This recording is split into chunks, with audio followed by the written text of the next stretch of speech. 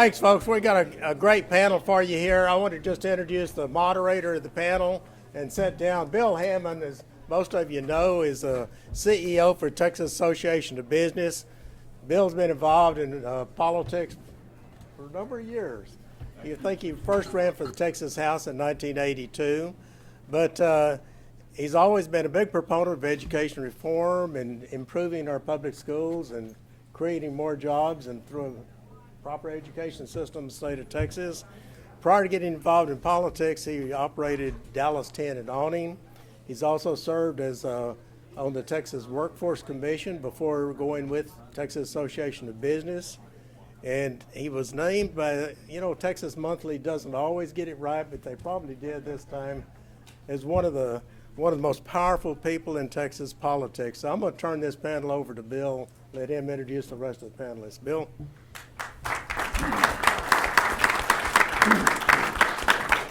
Thank you, Kent. I appreciate the opportunity to be here today, and I appreciate these great panelists. I just make one addendum to your very kind intro. My involvement in politics, believe it or not, goes back to 1964 in Barry Goldwater. I was a senior in high school at the time, so that was a long time ago, but that was my start in politics. We have four very distinguished panelists with us here today to talk about school choice. Dr. Donna Campbell, who's a senator in the state of Texas. She's double board certified and a proud parent of four daughters. She lives in New Braunfels and divides her work between emergency rooms in San Antonio, Houston, and Austin. She's certified in both emergency room and ophthalmology. She got an MD from Texas Tech, where she was a member of Omega Alpha, the Honor Society for Medical Schools. She's been recognized by the Conservative Coalition as one of the top 5 courageous conservatives in the Senate. She sits on Education, Sunset, Transportation, Jurisprudence, Veteran Affairs, and Military Installation Committees. I understand we're going to have fewer committees next session. Is that correct? Yes, sir. I hope so. I think that's a good, as a lobbyist, I can tell you that's a good thing. Governor Perry appointed her to the SREB. NRA likes her a whole lot, along with the Texas Alliance for Life. Served in the emergency department of several hospitals. But here's the most interesting thing about her. And now it's been 2 years, but I had the pleasure of having dinner with you the other night and talking to you about your time in Africa. It's such an amazing thing. She's done hundreds of eye surgeries in Ghana, West Africa. So to me, that's probably the most impressive part of your entire bio. So give a warm welcome to Dr. Donna Campbell.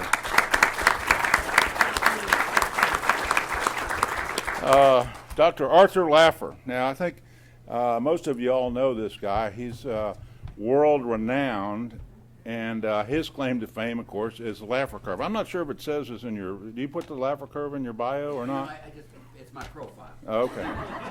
I thought perhaps you had a tattoo on your chest of the Laffer curve, and you would explain it to it. If we could just get more people in Washington, D.C. to listen to and understand the Laffer curve, the economy of America could take off and explode, and everybody who wanted a job would have several offers. So he's done a lot of things. He's been on these commissions, and he's the one who worked with people like Ken Hance and Phil Graham, some of my personal heroes, to point out that cutting taxes is a good thing to do. He worked obviously with the Reagan administration and other administrations, but Dr. Art Laffer is one of the best, and we appreciate your being here this afternoon. Mike Moses, I've known him for a long time. Now, I'm not sure if it says here, but are you still teaching at North Texas? A little bit. Okay. I think was your first superintendency in Tatum, Texas. Is that correct? Do I remember that correctly? It was. And I remember Dr. Moses talking about how it was what was the ADA at Tatum, Texas when you were there, sir? It's 1,000 kids. 1,000 kids. But as superintendent, he knew every department within the school. Not only did he drive buses from time to time, but he repaired buses from time to time. Now, is that correct?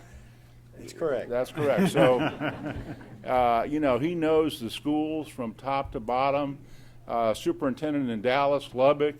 Then Governor Bush appointed him to be Commissioner of Education, and since then he's gone on to a career as a consultant, businessman. He's making pots full of money now, teaching and consulting. He's got these various and sundry gigs going on.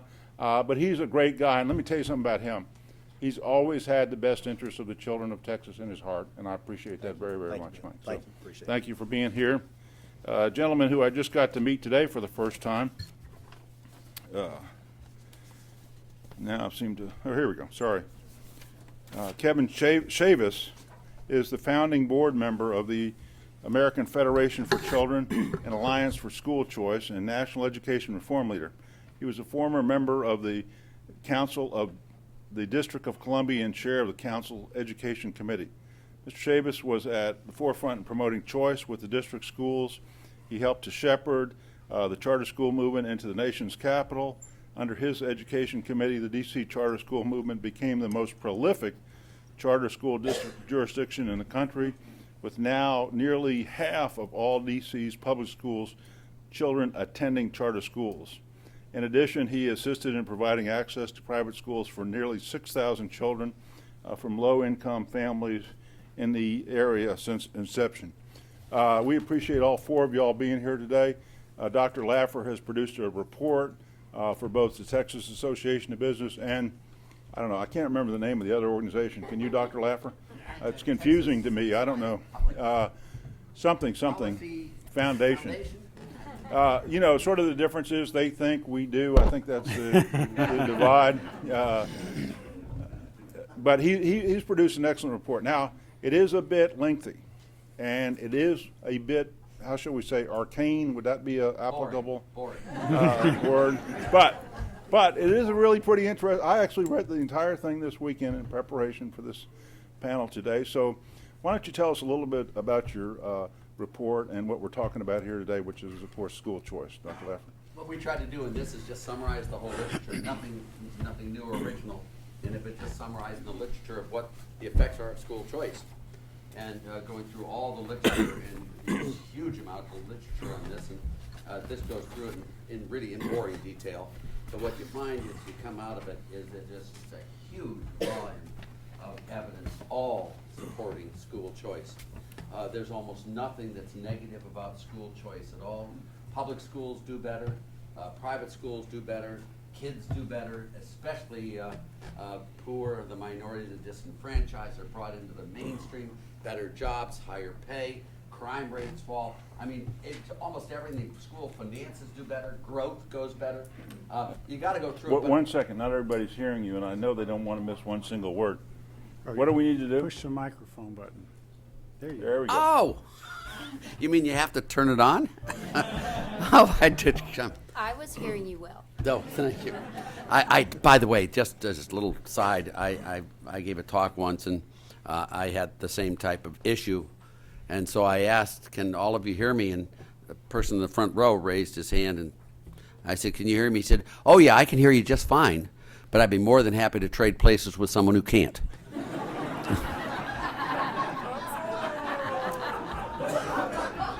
It went downhill from there. But again, if you go through this, and I'd love you to do it, the real thing that comes about is the gravitas, just the overwhelming evidence of the positive effects of school choice.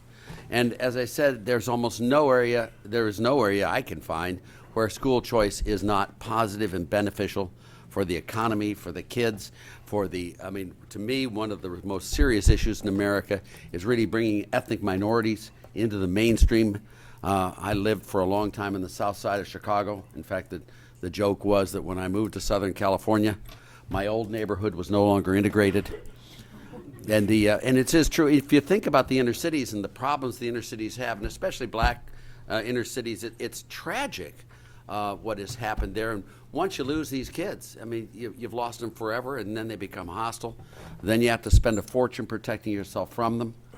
This is a whole thing, and you've been seeing all the stuff in the news about the riots. And, we have really some huge issues in America that aren't just school choice, but school choice has a huge impact on these issues. And I beg you to put it in the big picture. It's just, if you read through this, you'll just be overwhelmed by the evidence in favor. And for me, the coolest thing is that you can't do it in California's Teachers Association owns the state. They are the single largest contributor to political action in California. They're twice as large as the next largest political group.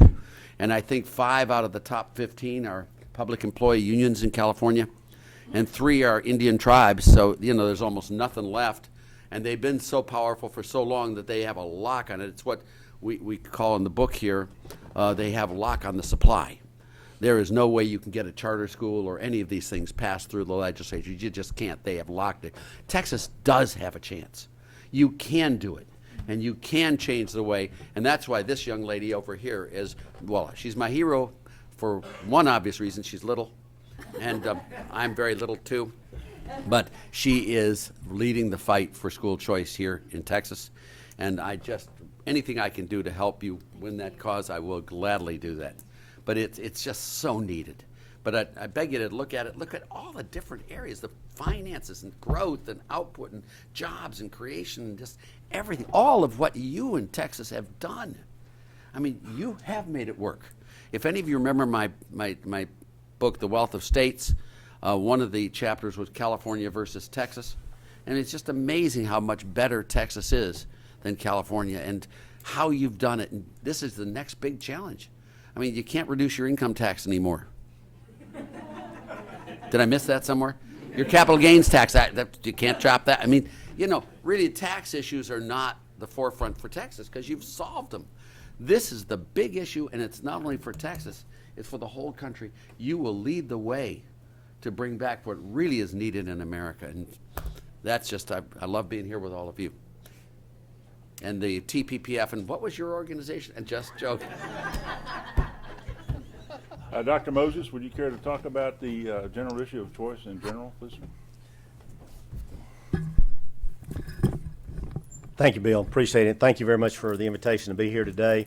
I realize that I may have a little bit different views from everybody, but I think that a healthy discussion on this subject.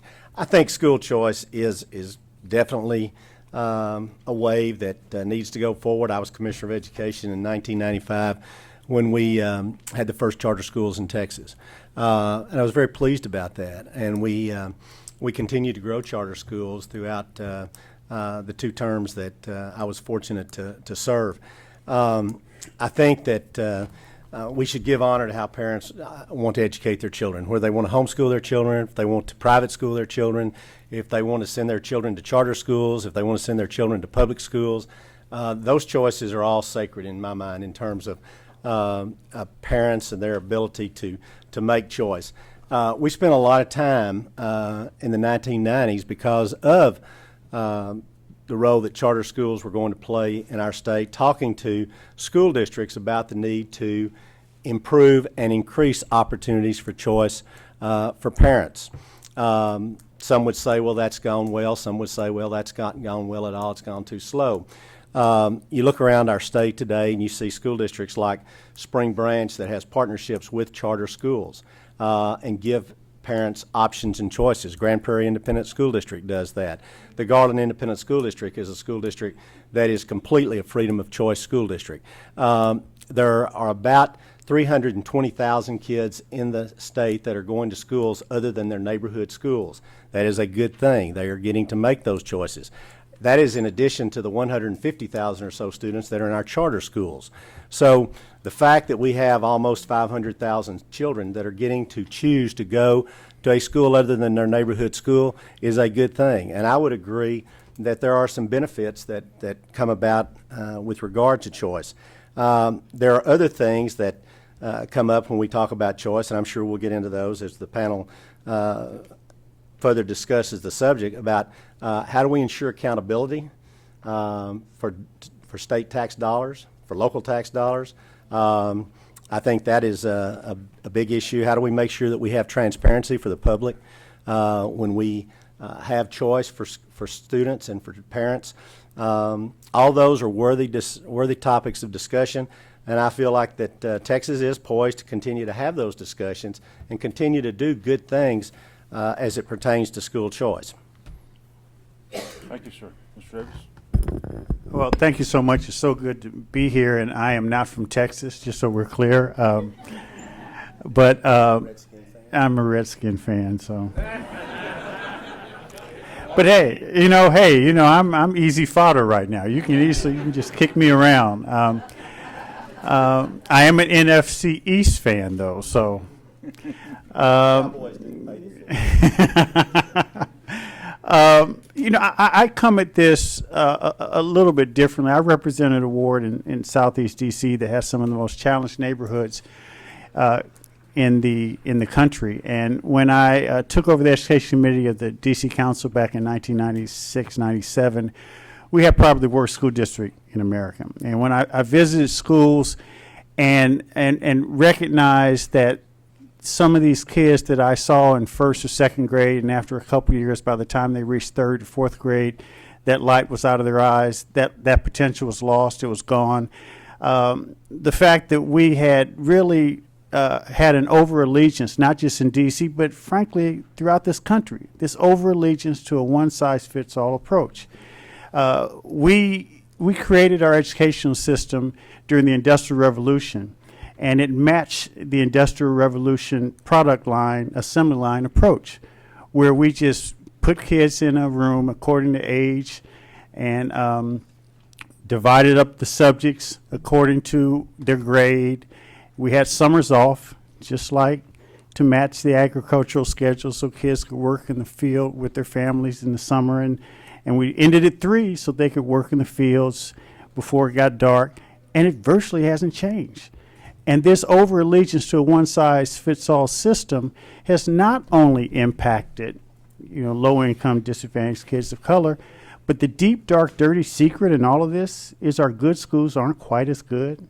We've got the achievement gap between kids of color and their white counterparts. We've got the achievement gap between rich kids and poor kids. But the achievement gap that's killing America, that's killing our economy, is the achievement gap between all American school-aged children when compared to the school-aged children from industrialized nations around the world. That's what's killing America.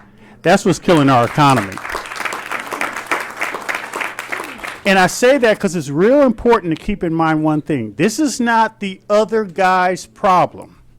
And there's this tendency to think, well, okay, we've got it together here, and my household is okay, but this is one of those things where it's for the good of the whole. That if we don't get this right, whatever happens will not only creep into our neighborhoods and maybe hit us over the head, but the schools we eventually send our kids to and the options we have could be eroded. And other countries are beating us to the punch. And the value of school choice, in my experience, the work we do at the American Federation for Children, the things that I've been involved in around the country, the value of educational choice is it does reinvigorate and instill a sense of competition that otherwise doesn't exist. And one good case in point. See, I am convinced, having dealt with for years with the D.C. public schools and trying this internal reform, and I know my good friend here knows it hands-on, trying to reform a school bureaucracy from within has never worked. It's noble. You can reconstitute, you can reform, you can put in some magnet thing, you can change things around, but when you talk about wholesale reform, totally from within, it never works. But what we have seen, and Dr. Laffer's report indicates this, that the best way to reform a school bureaucracy is through external pressure. And the best form of external pressure we have is educational choice. So much so. Do you know what they do now in Indiana, where I was born and raised in Indiana? We have a robust charter movement. We have a statewide voucher program. I said the word voucher. Okay. Statewide voucher program. Thousands of kids in that program. Indianapolis Public Schools and the union sued and all of that. But now, when I went home a year ago, I saw billboards from Indianapolis Public Schools saying, we can educate your kids too. Because they recognized that the charter schools and the private schools were pulling from Indianapolis Public Schools. And then the best example, this summer, now as you just heard, nearly half of the D.C. public school kids are in charter schools. We've got a couple thousand kids in our private voucher program that I worked on with Mayor Williams and Secretary Page when he was there. And now D.C. public school principals were trained by Obama field workers to knock on doors to tell parents, we can educate your kids too. They had an article in the Washington Post. So guess what? All those years of reform and those superintendent de jures, with all due respect, where every 2 or 3 years they have the 3 to 5 year school reform plan, which I respect, but all those years of trying to fix the system in D.C., nothing happened. All of a sudden, we get a robust charter movement, we get a voucher program, and they're going out and finding campaign field workers to try to convince people that they can educate their babies too. Now that is the value of school choice.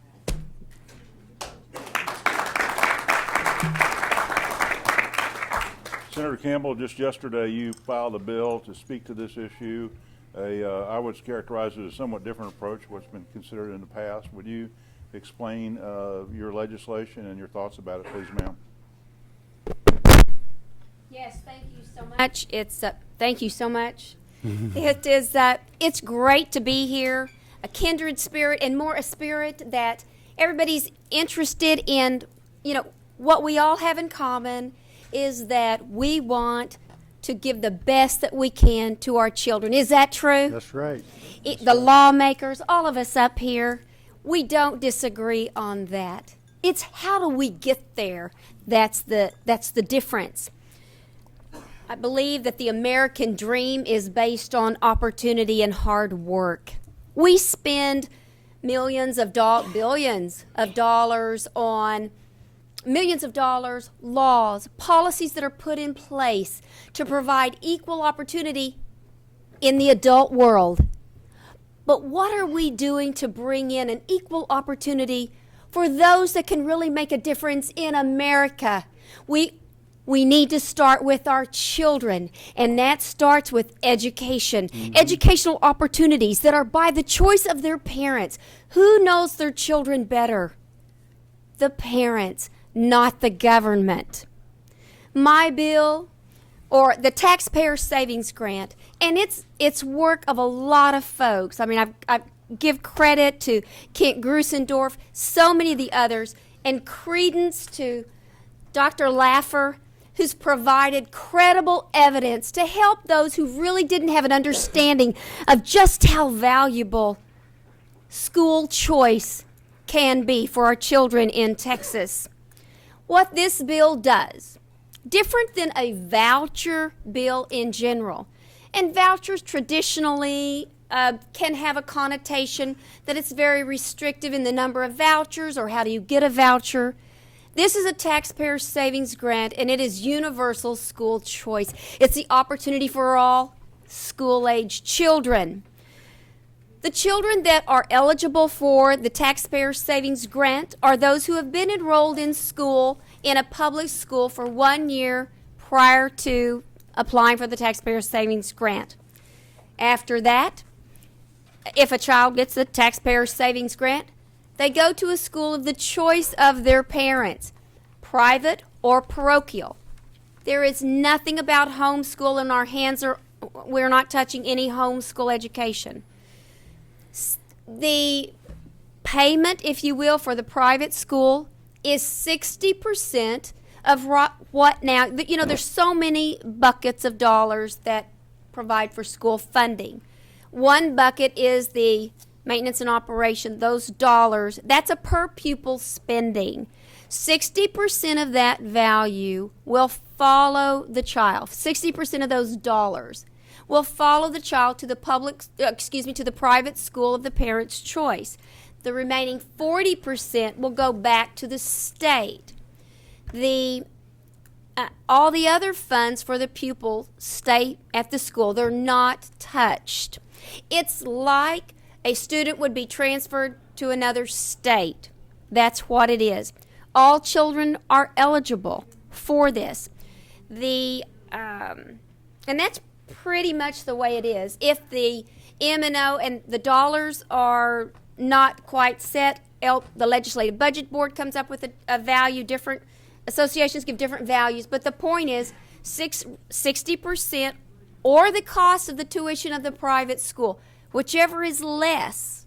That's the amount that follows the child. And when you think about it, the dollars are taxpayer dollars. They're dollars that are held in school trusts for children.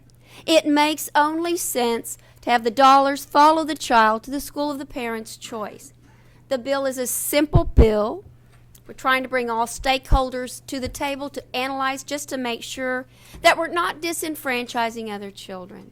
But that's the lowdown on the bill. So, Dr. Moses, can you convince Charles Butt of the wisdom of Senator Campbell's proposal? Or do you have some other thoughts? Seriously, what are your thoughts on this idea that she just proposed? I knew you asked me to come for some reason today, Bill. I wasn't quite sure. Well, we're advocates. Yeah, well, I think that, I think that my duty is maybe to point out that, well, I, again, am not an opponent of school choice and have supported lots of forms of school choice and have the districts where I've even led have worked pretty hard to increase the numbers of kids who have had the ability to leave their neighborhood school and get in another school. And I live in North Dallas. I live right in the heart of Hockaday, Ursuline, Episcopal Day School, Lamplighter, Jesuit. I live right in the middle of some great private schools, and many of my neighbors' kids attend parochial or private schools. And I support their choice to do that. People that live across the street from me, next door to me, do that. And occasionally they'll come and say, hey, Mike, we know you're a former superintendent, a former commissioner, public school guy, but we send our kids to these schools, and I say, hey, that's great. That's your choice. That is a choice you get to make. If you want to start talking about taking money away from the poorest kids and the neediest kids, then I might want to have a different conversation with you. I understand what Senator Campbell is trying to do, and I agree with her. We're all here for the same reason. We want to figure out how to help kids. We want to help kids. We want this state to be successful. I don't believe there's anybody here that's not here because they don't care about Texas, and they want Texas to prosper, and they want kids in Texas to prosper. If the kids in Texas prosper, we all prosper. And so we figure out how can we do that. As far as the taxpayer savings grant, I appreciate the effort there. I think some of the questions that are going to come up, I'm not trying to say these are questions that I have to have answers to, but I think some of the questions that will come up will be this. The state is currently furnishing the funding for about 44% of the cost of education. If we're going to give 60% of the cost per student of what we spend per student to a parent to leave, we're giving away more than the state is actually contributing to the cost of educating a child. I think that question's going to come up. I think the next question that will come up will be the one I mentioned earlier. And I was raised, I guess I came up through a time of accountability. The early 90s when we began to talk about accountability, and Governor Bush came and said, we're going to have freedom with accountability, and said, Mike, I want you to make sure we have freedom with accountability. Are we going to give dollars to schools and not have accountability? Are we going to give taxpayer dollars and say, good luck, hope you do good? Are we going to have somebody get back and report about what's going to be expected? I'm not for over-regulating people. I don't want to over-regulate schools. I don't want to over-regulate public schools. I don't want to over-regulate private schools. Most of my private school friends would say, we don't want state regulations, Mike. We're not interested in getting dollars for state regulations. So I think those questions, the questions of the funding mechanism, how that's going to work, and how what the state raises. And I'm thinking of a parent that's bought a real expensive home in North Dallas or in a North Dallas suburb that's made a choice to be in that district because of the schools. Now, obviously, we want poor kids to be able to make choices too, but say a parent that's made that choice and they are in a district that has recapture. They actually send money back to the state, much like Plano, much like Comel, much like districts that send money back to the state. We're going to say we're going to take some of your local property tax dollars and we're going to give 60% of those for someone to leave. I think that's the kind of question that's going to come up. I don't have the answer. I'm sure Senator Campbell's thought through a lot of this, but I think those are issues that make this it's what makes it a complicated subject and what makes it delicate. Now, I can see Senator Campbell writing rapidly all of the points that she may have it all. She may have it all the answers there. I'm going to, based on your study, I'm going to ask Dr. Laffer to comment in general on some of the concerns that Dr. Moses has brought up, if you wouldn't mind, please, sir. Yeah, we've looked at a lot of these cases now to other places all across the country, and I don't think the accountability was specified in the way you would specify, but the accountability was in the parents and what they wanted to do and what you saw happening in areas where school choice was provided. Property values rose very sharply. It became a very attractive characteristic of those areas. So the property values, just like a good school in an area, will make the property values rise. The same thing happened when school choice was initiated. We can also look at the results from these. Now, we've had a lot of tests going on for a lot of period, and these are detailed. I mean, I apologize for the boringness of the detail, but we've got lots and lots of examples of this where we can see what happens as kids' test scores, what we can happen to matriculation, graduating from high school, going on to college. We have all of those results from these, and all of them, I mean, so far, are very, very positive. Now, I don't know what type of sort of accountability you would like better than saying, did more of your kids go to finish high school? Did more of your kids do better on your test scores? Did more of your kids go on to college? We have those numbers. We have property value numbers. We have budget numbers. We have all of that. Now, in addition to that, I don't know what other accountability you'd like to have, but to me, the results of what happens to the kids is really the ultimate accountability from my standpoint. Now, does that answer, I mean, in any way, I mean, what you're talking about?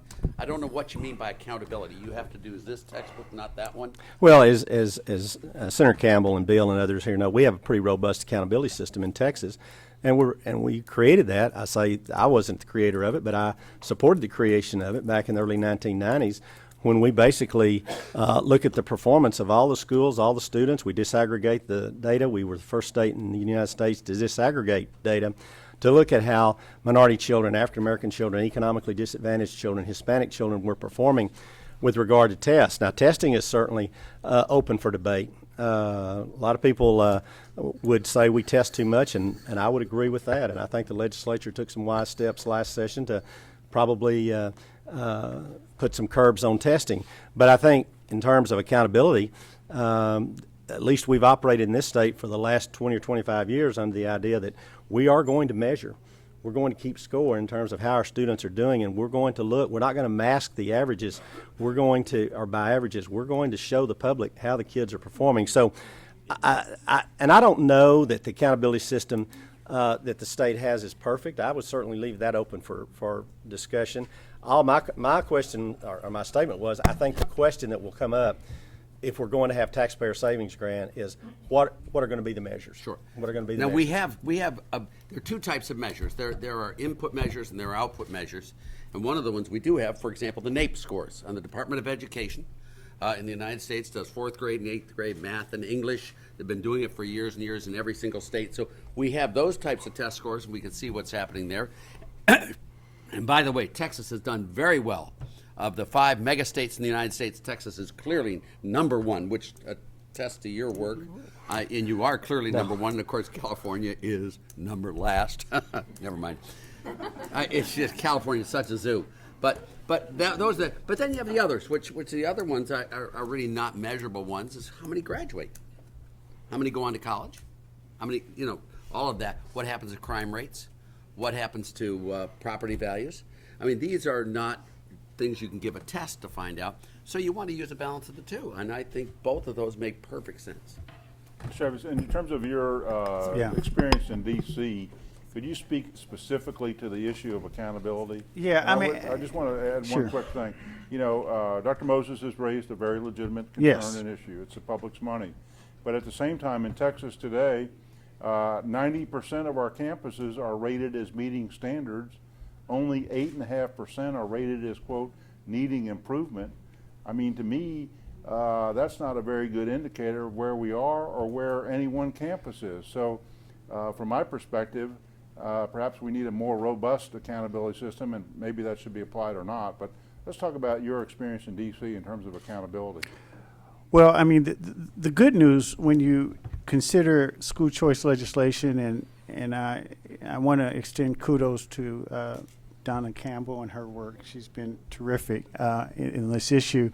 But the good news is there are examples. And, accountability is one thing where you have open, transparent numbers. But it's another thing when it is watered down or it is sugar-coated, and sometimes some states, and I don't know about Texas, some states are very good at watering down the accountability standards or lowering the standards. It's almost like the No Child Left Behind, where we want everyone at this level. Oh, you're not going to get there? Well, we want everyone at this level. And and so states do that. But when I hear accountability, and I really respect the work you've done, Dr. Moses, I think about this. Wow, we know that there are over 2,000 dropout factories in America, schools where 85, 90% of the kids are going to drop out, and they're still open. Why can't we shut down bad public schools? I mean, I don't understand that. And especially in the hood or the barrio, we know that those kids in those schools are going to drop out. And we still fund them money, give them don't give them the best teachers, don't give them the most resources, and we just let them go. Now, in Louisiana, where we have a statewide scholarship program, I think it's you have the benefit of looking at what's going on in Louisiana and Milwaukee, D.C. and Florida. They have a robust accountability program in Louisiana. State Superintendent John White has pulled private schools out of the program and put them on suspension because they aren't meeting the standards. And there is a balance between overregulation and making sure that you have public money, so you have to report what these kids are doing. And if you overpromise and underdeliver, no, you shouldn't get public funds. But let me tell you, why is it that just because of accident of birth or economic status, we have choice, and the most needy kids in America don't? That just doesn't make sense to me. And yes, when you talk about it's the public's money, but who is the public? I mean, whose money is it? I mean, I really do think that the challenge I see is that as we are stewards of the public trust, as we safeguard the public's money, as we implement the public's wishes in terms of making sure that people receive a free and appropriate education, that some deference should be given to the short term and the long term. And also some deference should be given to a sense of urgency about where our kids are. If we are going to allow traditional public schools, or for that matter, private schools that get public money, if we allow those schools to continue to open, then we can't flip it around and say, we're going to do what we can to make sure we have accountability in all phases before you get a dime. We're shelling out millions to some of these schools that we know don't serve kids. So I just think we have to be, intellectually and practically honest. I mean, that's the way I feel. And the only thing that keeps me up at night is knowing that tomorrow we're going to wake up and we're going to know kids are going to go to school that don't serve them. That every 26 seconds a kid drops out of school in America. 7,000 kids a day, over 1 million a year, and we're okay with that? I'm not okay with that. And I think that yes, we need to put these things in place, but I would think, Senator, what you should do, frankly, is talk to Superintendent John White in Louisiana about his accountability standards for his private schools. Talk to the governor of Florida and their scholarship program where 70,000 kids have tax credit scholarships. Talk to the folks in D.C. Senator Cruz knows about the D.C. scholarship program. We've got 90% of our kids going to private schools in the program. 90% of them are graduating from high school. 90% are going to college, and they come from schools where 85% of the kids are failing. So that's a total flip. And when I was fighting the president on this program, because he tried to shut it down, we had Sidwell Friends, where he sends his kids. They signed up for the program. Now, I don't think they need an accountability standard as Sidwell Friends. They signed up for the program. So I do think that all of these things are very, very important. But at the end of the day, And I'll close with this. Y'all know I get a little fired up. Y'all can tell that already. I'm sorry. I'm sorry. I'm sorry. I'm sorry. I'm sorry. But I think that we need to do a pivot in terms of the focus, because I'm a recovering politician. Okay, all right. And we're trained and wired to think about, well, how would this affect the school district? How will it affect the bureaucracy? See, the pivot we all need to just constitutionally instigate in our own minds, in our own psyche, is how will this affect the children? See, I think that when you put that lens on it, when you look at it, so when my fellow Democrats gave me a hard time, why are you for charter schools? I said, look, why are you for vouchers? Why are you for choice? I said, look, this is the way I looked at it. When they came to me with the proposal, Secretary Page, President Bush, I said, will this help a child or a group of children learn? Period. If the answer is yes, I'm for it. If it's no, I'm against it. See, I think that we overcomplicate the policy making, the yeast making on this issue. See, because I think that we're losing too many of our babies to have the luxury of being overly sophisticated with our evaluation of whether or not something is something we should support in education. Are these kids going to learn? Are we going to pull kids out of failing schools and put them in good schools? Do the schools have a track record where they've successfully educated some of these kids? Then I think our responsibility is to fashion a way to make it work, as opposed to talking about why it shouldn't work. So that's just my view.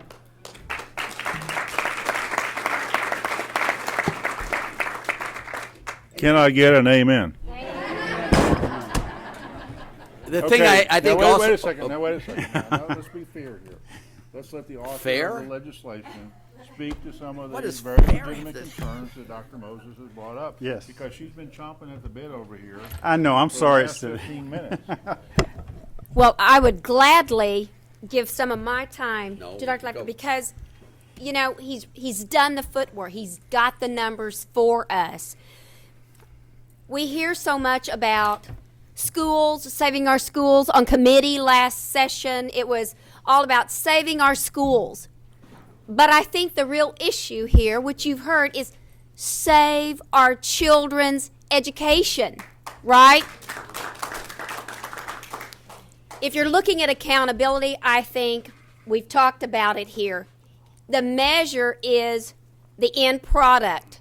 If you're looking at accountability as adding more regulations, let's look at the regulations we have now on public schools. We aren't successful enough there.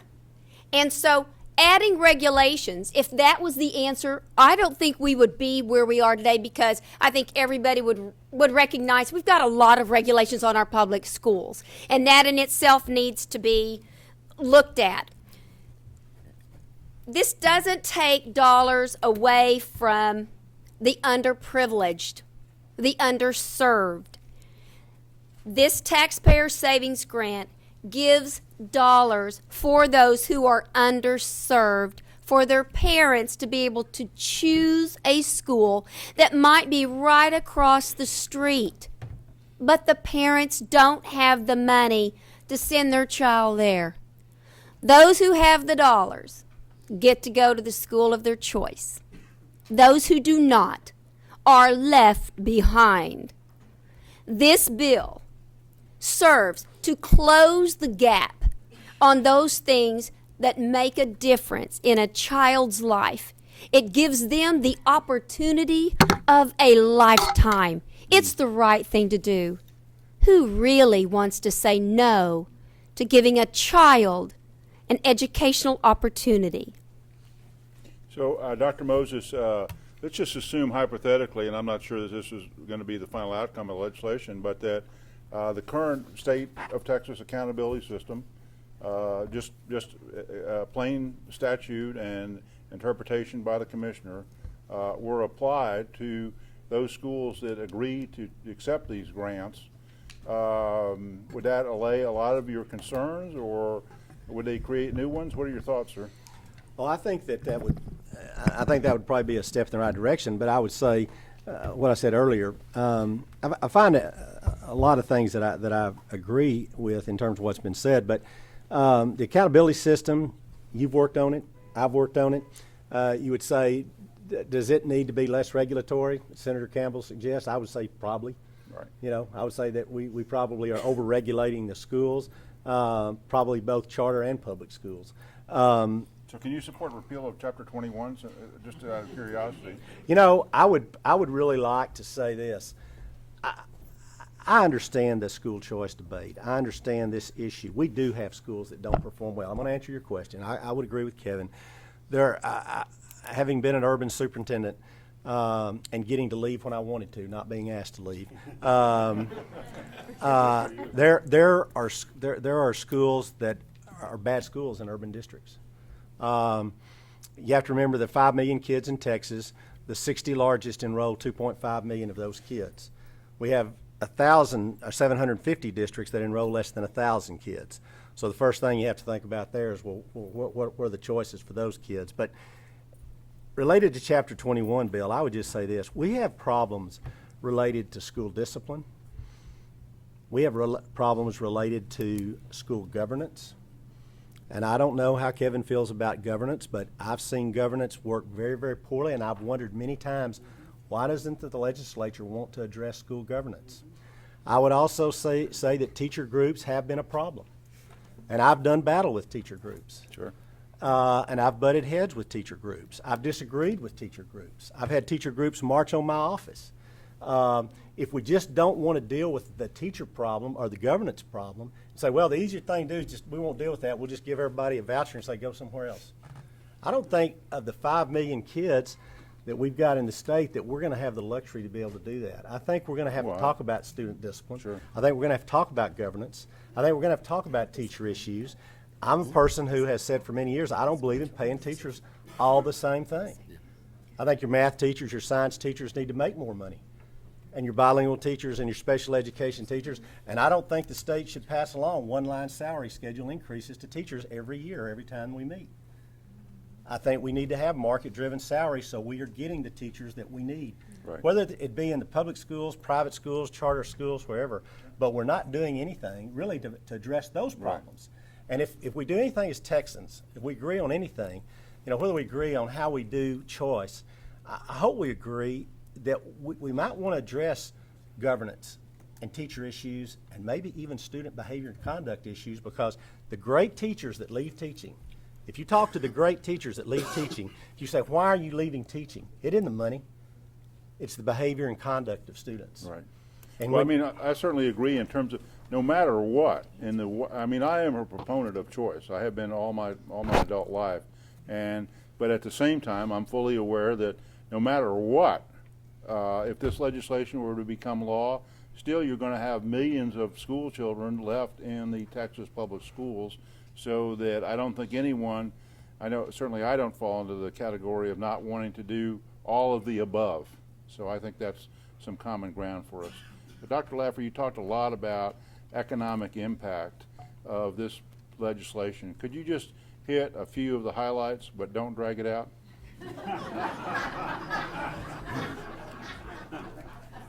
No.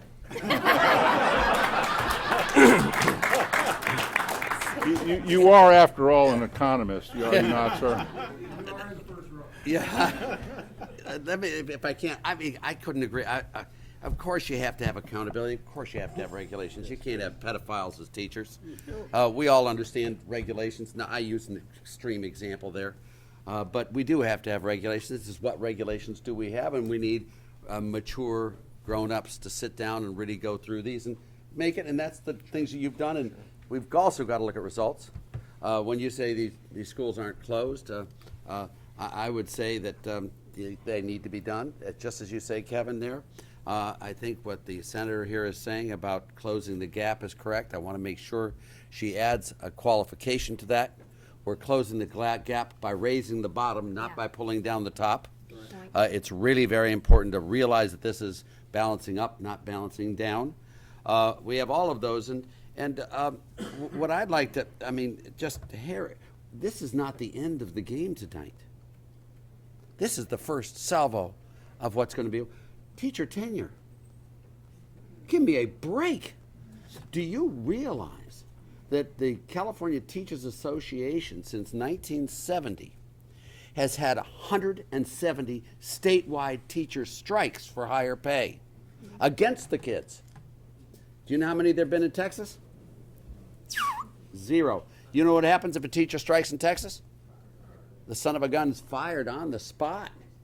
I mean, you know, we have a lot more to go, and it's not just Texas. Texas is the least problematic state of them all. And then we have more merit pay for teachers. Why shouldn't you? Teachers who teach well should be paid more than teachers who teach crappily. End of discussion. I mean, that's it, and you have to have. So there's a lot more coming, Senator. We're expecting more bills from you next year and the year after and the year after that. Yes, sir. Till we get, and we're expecting you to go not only have the schools closed, but then have it so that we get so we really can rocket and fuel this thing. But all three of you are really excellent representatives of what we really need to do. I really do agree with the regulation. Discipline is a big problem in schools. How do you handle them? My daughter is a 5th grade math teacher here in Texas. And she's doing a great job. She has discipline problems all the time. And she doesn't come from an inner city school. I mean, you can't believe what happens with 14-year-olds. And, you know, it's just mind-boggling. Huh? 14-year-olds, right? She's 5th, what is it, 5th grade, whatever it is. 9-year-olds. You know, I guess I'm just used to the schools in Illinois, which have 18-year-olds in 5th grade. Sorry about that. But these are all this is all the meat. You got it right in here. If you look at some of these studies, we've got a lot of them. We got the results of some of, but none of all of this. So, okay, but aren't you going to hit just 1 or 2 highlights of the economic You will impact become of- richer, faster, have less crime, and have more harmony. You know, racism. I'm going to call it just that. Racism is rampant in the U.S. today. Everything has a racial tinge. If you've ever watched CNN, you know there's not a discussion that can't have race in it. There may be racists on both sides of the aisle, but you know when these racists have good, high-paying jobs and are making money hand over fist, they don't have enough time to be racist. You know, when you have a situation where you have a job opening and you have 15 applicants for that job, how do you pick which one? You discriminate. That's what you do. You have one opening and 15 people, and how do you choose? You discriminate. But if you have 15 job openings and one person applies, you hire the son of a gun as fast as you can. That's what you really need is this economic growth. This thing goes through obnoxiously all the economic growth you're going to create from this, all the prosperity, all of these things will disappear. Crime rates. Have you seen what high school dropout crime rates are if you go to prison and look at what the background of these guys are? And then if you just say how many PhDs in, well, I'm not going to use PhDs because they're all criminals, but just joking. But you look at this, you can see what the improvements are going to be. You have safer neighborhoods, better, more valuable homes, cleaner neighborhoods, more income, more jobs, more output, more employment, and most of all, you're going to teach the rest of the world how to do it right, as you've done almost all the way. But I think all three of the comments here are exactly the right way to go. We do need oversight and regulations. We do need accountability and shutting down schools, and we do need these types of bills, Senator, that you're putting through here, and it's just the beginning. I'll be here on my 90th birthday. Based on your refusal to give a specific answer, what office exactly are you running for? You know, at my age, Senator, I'm 75. And I want to tell you, I'll tell you what office I'm running for. It's one that's going to come in the next 50 years. All right, there you go. You know, that one up there above, I really want that one to be there. That's the one I really want to lay the groundwork for a good job offer. Senator, the floor is yours. Thank you so much. You know, I've enjoyed this panel so much. You know, if I was going to sum everything up in the bill, and, you know, it saves taxpayer dollars. It provides access for our children, for education. It enables parents to choose best education for their children. Provides an equal educational opportunities for our children. It drives dollars to the classroom because those dollars follow the child. Dollars are found with competitive efficiencies. This will improve our economy in multiple ways. It is needed now. Every year that we wait is a precious year of a child that passes. And this is a game changer. It's a win-win for everyone. We need support for the Taxpayer Savings Grant because we need support for our education for our children. Support for parent choice for education. Thank you. Would you like to make a few comments, sir? Sure. A couple things. I agree with you, Dr. Moses, about the governance and the teacher issue. And I do think that goes in the category of the long-term planning. And I think that the real beauty and value of school choice and parent choice is that you're able to give parents in need quality options today.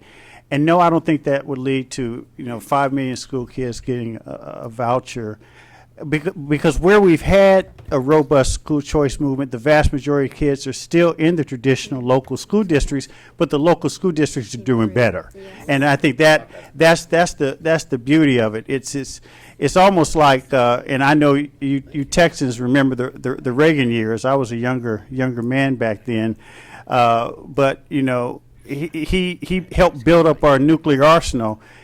He didn't have to push the button, but the Russians knew he had the arsenal, and as a result, that wall went down.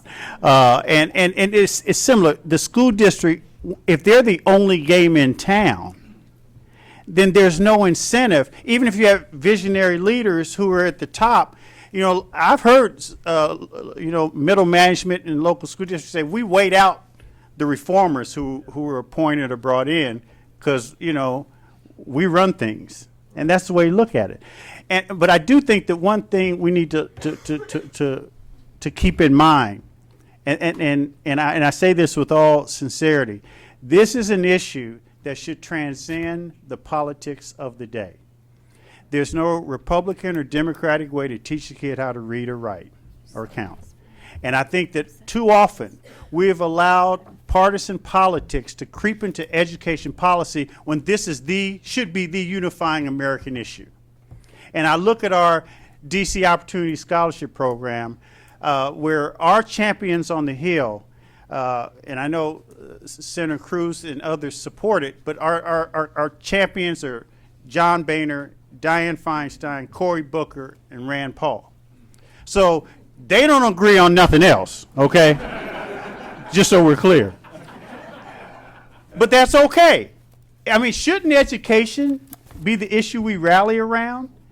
And I think that, in terms of not just the Texas economy, but frankly, the economy and future well-being of this country, it is vitally important that we lay partisanship aside and figure out ways to lift up what's best for these children, and by definition, will improve these school districts and improve education in America. So thank you. Now, if each and every one of you has a pen, or you can borrow one from your neighbor, and you have a piece of paper, write down SB 276. That is the bill we are discussing today. All right, now, if there are many among you who would like to ask a question, however, before you raise your hand, you have to promise not to make a speech. You have to promise to ask a direct question because we only got a few minutes left. George?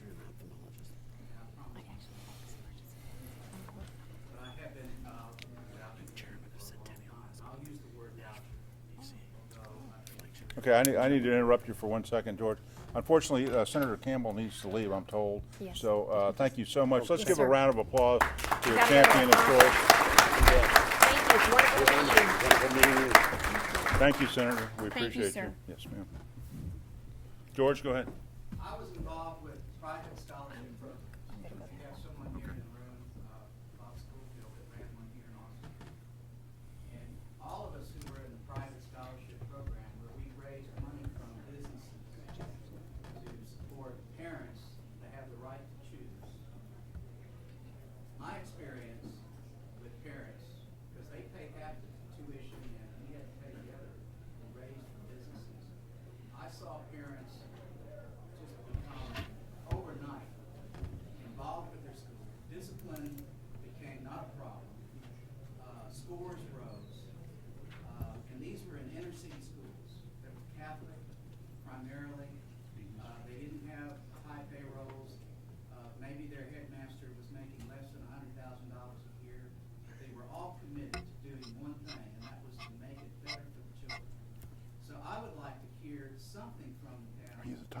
I didn't know that. I know Dr. Laffer, Nobody in your told me. studies, did you look at the private 410, scholarship right? programs? They were all over the country. We looked at all sorts of ones on vouchers, private, any type of school choice that came through. And what you're describing is the universal response. What you're showing is the involvement of the parents, the involvement of the kids, the performances. Everywhere you go to, it was that. I mean, this is something that's not, well, 0.37 did it and 0.84 did. Every single one showed improvement.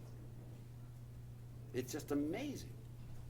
I haven't seen anything like that in data sets in my life, to be honest with you. Would either one of you all like to respond to George? No, I would just agree. I think you're right. Someone earlier said you equated education to freedom. And it's an amazing thing when you free a parent and unleash the hope and promise that they see in their children. Because every parent wants their child to have a better life than they did. And we've seen it. I've seen New Orleans. I've seen Milwaukee. I've seen it in Florida. I've seen it in D.C. I've seen it wherever you get these parents who have been entrapped, abysmal situations in terms of their kids' schooling. Then, in Louisiana, we had a group of low-income parents from a public housing complex, mainly African-American women, and 7 or 8 of them went back to get their GED because their 7 and 8-year-old kids were coming home excited about school. So then that is a transformative experience for the whole family structure. And you're right. I mean, when it works, that's when the magic is unleashed. Now, of course, there are challenges, but I do think that you're right, that when people do get a dose of freedom, that genie's out the bottle. It's intoxicating. Dr. Moses, any comment? You got other questions? Okay, Let's great. let people have a shot. Here we go. My name is Bob Steele. Hold on, I'm the one that had the scholarship program. I just have one irritation, and that's when a panel like you talk about accountability. Accountability. Well, that word means accountability to somebody. You're accountable to somebody or to something. Now, if you have school choice, your accountability to the parent every day, every hour. You are accountable to the parent. Okay, but if you're accountable to the government, who has no idea who your child is, and they only get a test once a year, why even talk about that as being accountability? Yeah. I agree. I do too. All right. Yes, sir.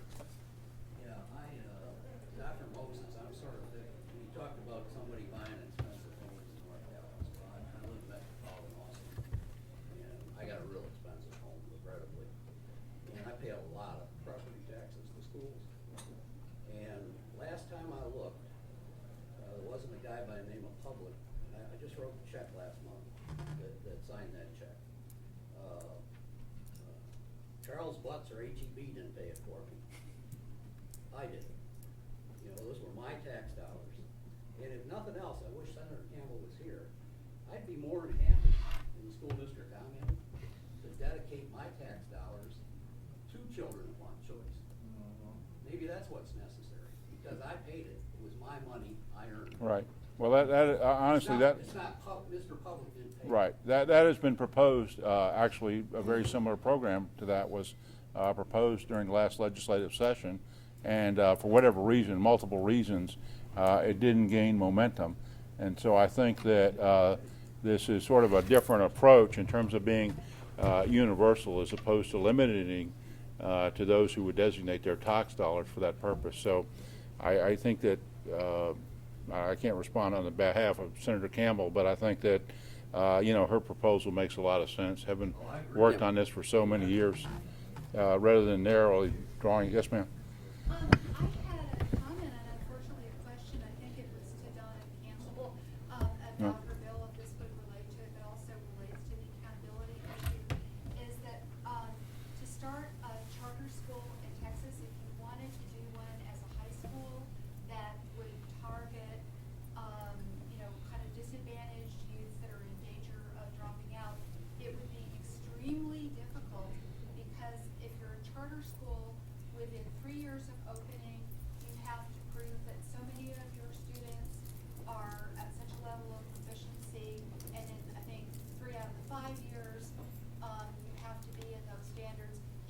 public school and you never meet those targets, nothing happens to you. So what I'm saying is, if you're trying to do a charter school, everybody in the charter school system will tell you, start with kindergartners and build from there, because then by the time the kids get tested, you can get them to proficiency level. Sure. Whereas if you were trying to target disadvantaged youth in a high school situation, you're already dealing with people who are probably not really academically inclined to begin with, and so you're almost cutting your own throat. Sure. And yet, I'm assuming that there's a big unfilled niche there with, high school kids that drop out because nobody's getting them moving. So would anybody like to comment on the So, idea that there's a double, effectively, accountability, a and double standard, one for the charter schools and one for the public schools, is what I'm hearing. double standard, and also I can see you want some accountability in terms of, are you taking these kids from the baseline of where they are when they entered and bringing them up? But if they don't get to a more elite standard, yeah. Any Yeah, comment I think from that's anyone? a on great point, and I think that was one of the challenges with No Child Left Behind. And if we're going to have any accountability system, you have to measure growth. Because if kids come into a school and they're 2 or 3 grades behind, say you're 3 grades behind, which is not unheard of for anyone who, grew up and went to an urban school and they may be in 9th grade. They could be 3 grades behind or 4 grades behind. And in 1 year they make up 2 of those 3 grades. Will they still be below the line, and it'd be counted against them because it's not performing.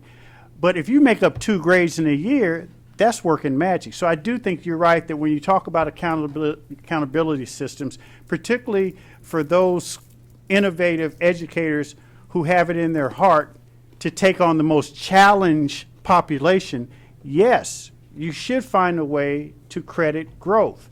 And that's why a lot of this above the line, below the line stuff really doesn't make sense. And you're right, it's a disincentive for those who want to help the least of us to run away from that, because they're going to run to a system that's just like, you aren't here, so we're going to have to shut you down. So I think there has to be some balance and some good give and take. A lot of states have gone back to amend their charter laws for that reason. And a lot of states, I know in Louisiana, I mentioned John White a couple of times, I think he's doing great work there. They take into account the percentage of the population of some of these kids in these schools who are so far behind. So I think we should be able to work with that. We should not have disincentives for people who want to take on the most challenged populations. Okay, well, I can see by the hands on the clock on the wall that our time has expired. I think the challenge for America and for Texas is whether or not children born in poverty will die in poverty. And that will largely be determined by the success of our public school system, how we educate our children, all of our children, as to whether or not Texas will be successful well into the century or not. I think it's the defining moment and the defining question for Texas. Please give a round of applause for our panelists.